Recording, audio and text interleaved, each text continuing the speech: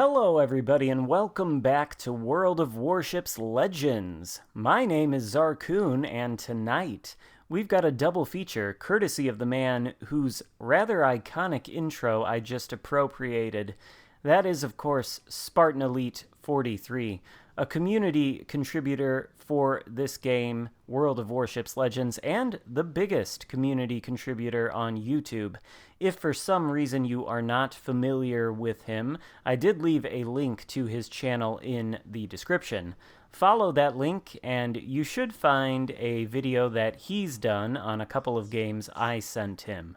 But for these two, he's going to be, as you might expect, in an American battleship, namely the premium Tier 7 American battleship, Georgia. Now, both of these games are certified barn burners, and strangely enough, they both take place on exactly the same map, Haven, in a Capture the Base mode game, although the second one might be Domination. No, they're both Capture the Base mode, actually, now that I think of it. This first one, though, I'm not gonna lie, it is bizarre. It features some of the worst positioning of ships on the part of both teams that I think I've ever seen in this game. In fact, in this game, the only 3 ships that are going to be in any kind of position to make any kind of positive contribution to the outcome for their team are Spartan in his Georgia, as well as a Tashkent and some other battleship whose name I can't remember, that is right in front of Spartan right now. His first salvo there on the Cheshire, by the way, looked pretty good, dispersion pretty tight, but ultimately failed to do catastrophic damage, only 9k. Still, it's a positive start. Let's see if we can't do better on the broadside of a Nelson out there, and I suspect that probably bad things are going to happen to him. The shot is out, and the results are 1 Citadel and 3 regular penetrations, so Spartan jumps from 9k to about 36k. So, nearly about 30,000 damage on that Nelson, certainly not bad. You can see, though, that Spartan is moving into, I guess, the east of the map, sort of southeast, going toward this island in front of him, along with that Tashkent, a cruiser, and another battleship. Torpedoes on the way, though, from the center of the map, judging by the speed and number, almost certainly IJN torpedoes. Don't want to be taking any of these. Luckily, they run out of steam before they can reach Spartan's battleship. He's unspotted now. I believe that angry-looking smokescreen in the center probably contains the destroyer responsible for spotting him. So, shot out at the Piotr Bagration, also known as the Peter Bag Ration or the Little Peter. Spartan's going in behind this island, though. We can see that the majority of the enemy team is concentrated in the center of the map, around their own capture circle. They're forming what another community contributor likes to call the black hole, which is where all these ships sort of group up together. And Spartan, at least I think the plan in his mind here, and it is a pretty good plan, is to use this island cover to shield himself from that cluster of battleships out there, hopefully take on these ships that come out to the flank here one by one, and potentially get some flanking maneuvers on these guys. The only problem is, well, there's 2 problems. First off, you don't want to put all of your ships within the same couple of grid squares as the enemy team has done. If the opposing team chooses to spread all of their ships out, then they can get angles on your cluster of ships, on your black hole, that you can't possibly hope to defend yourself against. However, that only works if the opposing team, and in this case it would be Spartan's team, the blue team, decides to spread out their ships and try to encircle the black hole. And now Spartan is doing that, and so is his Tashkent teammate and the other battleship out on this flank. But the rest of his team, as you can see, are sort of positioned into 2 little pockets. One basically inside of the friendly base, composed of a battleship and a cruiser, and then 2 battleships way off there out on the flank. And we can see, judging by the last known position of the 2 enemy destroyers on the minimap, that those destroyers are gunning right for those 2 battleships. So basically, none of these guys, aside from Spartan and his teammates here, are in any kind of position to actually do anything about this cluster of enemy battleships and cruisers so vulnerable, stuck all together in their base. Of course, one of the friendly cruisers gets impatient and attempts to YOLO a Gneisenau. Unsurprisingly, he fails. So the question is, what is Spartan to do here? I think he's going to stick with his original plan. Unfortunately, he did take I think it was a Citadel there from one of those enemy battleships that knocked out his engine. Luckily, the damage control party, which he did not summon by using the damage control consumable, I should say, has fixed the engine, so he can now move forward. The battleships and, I think, cruisers, the red ones anyway, are still in the same position they've always been in throughout the entire course of this game. So, Spartan's got the island between himself and them.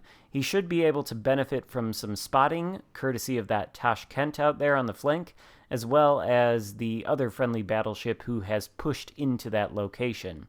So for now, the idea is to take down this Gneisenau, which you would think wouldn't be too terribly difficult. And while Spartan has this island between himself and the rest of the red ships over there on the other side of it, he has limited this fight against a Gneisenau to what is essentially a 1 versus 3. He's got the Tashkent chiming in with some high explosive and probably some periodic shots of armor piercing from the friendly battleship over there. He's, putting some shells downrange into that Gneisenau, and it's just unfortunate. RNG really isn't going to cooperate with him, despite some of the juicy salvos he's been able to get thus far in this game. Gneisenau is turning mostly broadside. Spartan's taking aim here as the guns reload, but he's cognizant of the fact that the enemy Cheshire, the very first ship he took a shot at in the beginning of this game, is on the other side of the island, just waiting anxiously to attempt to torpedo him. So he's not going to push out. Pushing out would be a bad idea here. He would expose broadside to all those ships on the other side of the island and probably catch some Cheshire torpedoes. So, for now, Spartan is basically stuck in this position. He can't push out because of those ships out there, and very, very frustratingly, he cannot seem to kill this Gneisenau, who is just begging for a huge armor-piercing salvo right into his broadside, but once again, RNG lets Spartan down. It always seems to work that way, doesn't it? Meanwhile, the 2 friendly battleships near the base have turned around. They are undoubtedly being pursued by at least one of those destroyers, and the other friendly battleship and cruiser, actually, I think one of those battleships on the flank over there has gone down. Yes, it has. The other battleship and the cruiser that are actually inside of the blue cap circle, who have spent this entire time hiding behind an island, really haven't moved far from their original position. So things are starting to look a little bit dire. But note the Tashkent on the border of the enemy base. I think a little bit earlier he had smoked up to start shooting at that Gneisenau, and it's a little bit unfortunate that he hadn't pushed into that base just a little bit more and actually gotten on the cap before smoking up, so that he could contest the enemy base. We know that both of the destroyers on the enemy team are on the other side of the map. So in order to have the best hope of winning this game, which at this point looks unwinnable, what has to happen is that Tashkent needs to get into the enemy base, start capping it, and then Spartan, with his excellent position here behind this island, can sit here and wait for all of these ships to try to charge back at their own base in an attempt to defend it. And as long as he can, oh my gosh, hello sunshine, and yeah, there's a Citadel for 32,000 damage on that Kansas, who evidently thought it would be a good idea to reverse out from behind that island broadside.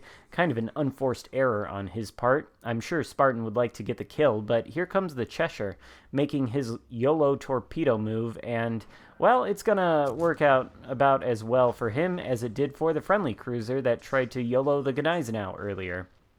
Unfortunately, having to kill that Cheshire means that the Kansas was able to get some much-needed hit points back. And, now that he's taken one shot in the broadside from Spartan, he has decided, you know what, it's better to go behind this island where Spartan actually can't shoot him. That Gneisenau out there, he's like public enemy number one in my mind at this point. He should have died so long ago, giving so much broadside to this Georgia, but for whatever reason, the RNG gods have decided to bless him. Apparently not with his own shots there, because wow, that dispersion was bad, but they decided to bless him and protect him from the reach of Spartan, who just cannot seem to kill this guy, no matter how much he might want to. Gneisenau still giving broadside, yet another salvo out his way. How many salvos has this been, by the way? Has this been 4? 5 salvos at this Gneisenau? And wow, still, finally, nothing. 1,700 damage for an overpen. But the Gneisenau, he has suddenly become a lot less important. The Champagne and 2 other battleships are now pushing into the base. You can see the Tashkent nearly has it 3/4 capped. So Spartan could win here. He just needs to kill these battleships. And there's one down. That's the Champagne. Nelson coming around the corner as well. And a Vanguard. All 3 of them broadside. Nelson on very, very low health. But, of course, the Nelson and the Vanguard both have fantastic high explosive. And the thing about high explosive is you can't point your bow at it and mitigate the damage. It'll simply go right through. Vanguard gets in front of the Nelson. Bit of a low roll on the RNG there. Unfortunately, that could have easily been a dev strike on the Vanguard. At least I think it probably could have. And since it wasn't, that allows the Vanguard to push into the base, which is unfortunate. That's going to contest the progress there and really mess things up for the Tashkent. And under the concentrated fire of all this high explosive from the battleships, well, Spartan's not going to last too much longer, unfortunately. And he goes down there. The Nelson died, though, somewhere in the interim. I think I missed it. And so the Vanguard is in the capture circle with this Tashkent. This is still potentially a winnable game. We can see the torpedoes that Tashkent launched earlier on the minimap. I think one of them might have tagged that Vanguard, but it wasn't enough to kill him. Had the Tashkent killed the Vanguard there, it is possible this game could have ended with a victory. And it's worth watching what this Tashkent is going to do here as a last-ditch effort to try to salvage something out of the mess that the rest of his teammates have left him with, excluding Spartan, of course, who did quite a good job and absolutely did everything he could to try to support this Tashkent. YOLO Torps incoming on the Vanguard. At least if they hit, they'll clear the enemy of, or they'll clear the capture circle of any enemy presence and potentially give the Tashkent a chance to take this capture circle. But ultimately, there's 2 more battleships out there, both very close to the cap. The last remaining enemy destroyer has pushed into the blue cap and will now begin to take it with no opposition whatsoever. So the options that the Tashkent has here are pretty limited, and basically there's almost no way he is going to win this game. Nevertheless, his push to the base up here along with Spartan was, in my mind, the only positive contribution that any of the blue ships on this team happened to make in terms of actually attempting to win this game. So Spartan's going to finish this first game with 194,000 damage done, the high caliber and Confederate medals, and 2 kills. So certainly a good effort on his part. Unfortunately, some games, frankly, they just aren't winnable. So now let us move on to the next game. All right, so of course, Haven once again, Spartan in the Georgia, capture the base mode. I think he spawned on a little bit of a different flank. In fact, back in the day, before the spawns were adjusted on this map, this used to be the weak flank, but doesn't always quite play out that way anymore. This game is also going to be a certified barn burner, and Spartan is going to find himself once again in a position to really influence the capture progress of one of these capture circles but in a slightly different way. Immediately, we've got some ship firing into the water. It's always a bad sign when you see a destroyer do that at the start of the game. That's just like asking to be spotted or something there. I don't know. I mean, the destroyer's gun range isn't going to allow him to be spotted by one of those enemy ships, but you never want to fire off shots like that right when the match starts, particularly if you're in something with longer gun range like a cruiser or a battleship. Nevertheless, let's give that Fletcher the benefit of the doubt and hope he pushes out here on this flank to get some spotting done. Spartan is following him in an attempt to support him, I suppose, which is always a good thing to see. A lot of people like to say that destroyers need to be supporting their battleships, but it's in fact the other way around.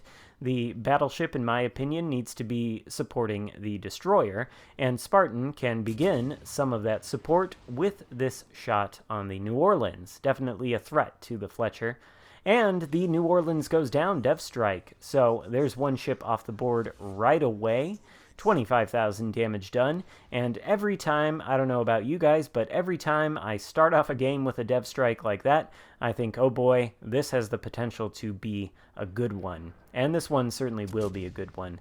Angled Georgia out there, 15 kilometers away, not likely to get the same sort of punchy results there.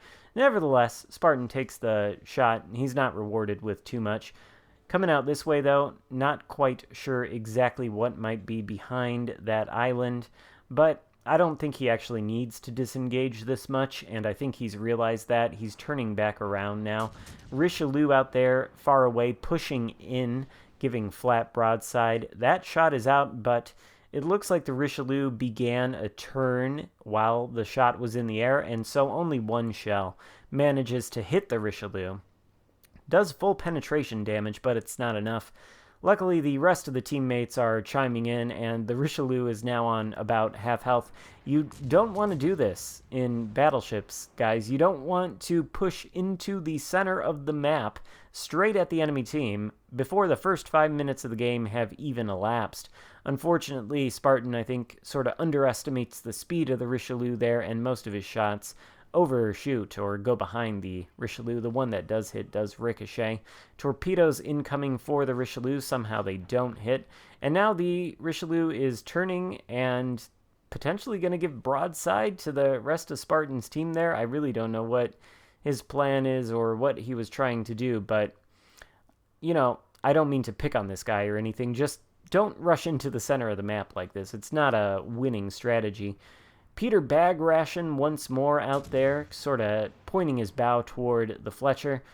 Not going quite as fast as I think Spartan thought, or maybe aware that Spartan had access to his broadside there, so he slows down and turns out of the way. Looks like Spartan really has eyes for this Richelieu, who, you know, why not? He's about to turn and flash Spartan some broadside, so why not take the shot? This could potentially be a kill here. Let's see if, in fact, it is. And unfortunately, no. In true Spartan fashion, he leaves him with just enough for somebody to yoink the kill. Isn't that wonderful? Anyway, pushing forward toward the enemy ships over here, who are basically in full retreat right now toward their own base. But take note of the flank on the other side of the map. We can see a single enemy destroyer, the outline of which is near an island. Now there is a cruiser, actually there's two cruisers near the position of that destroyer, but those are the only two cruisers on that flank, the only two ships really in a position to defend that flank, and potentially this could develop into a problem. Perhaps not as big of a problem as this Belfast is about to have, though, coming around the island, giving flat broadside. And these British cruisers, when they do that flat broadside thing, they tend to blow up. Now, the Belfast has smoked up, and Spartan has lost sight of him, which is, you know, a little bit unfortunate, but there is a Georgia out there also giving broadside as a consolation prize. Can we get a Citadel on him? The results are in, and yes, there's the high caliber medal only 5 minutes into this match. 100,000 damage done by Spartan. Ochakov out there turning away. That might actually be a good thing because the Ochakov is notorious for eating battleship shells and sending them to the gulag with very little damage. And, you know, there's a respectable amount of damage there from one full penetration, 5k. Certainly a work in progress on getting that Ochakov off the board. Looks like he's engaging the 2 friendly cruisers on the other side of the map, on that flank over there, and this is probably going to be key. The friendly Peter Bagration takes down the Belfast that Spartan slapped earlier, and Spartan nets the Confederate medal with a shot there on the Ochakov. He's really pushing for the enemy base right now in tandem with that Fletcher.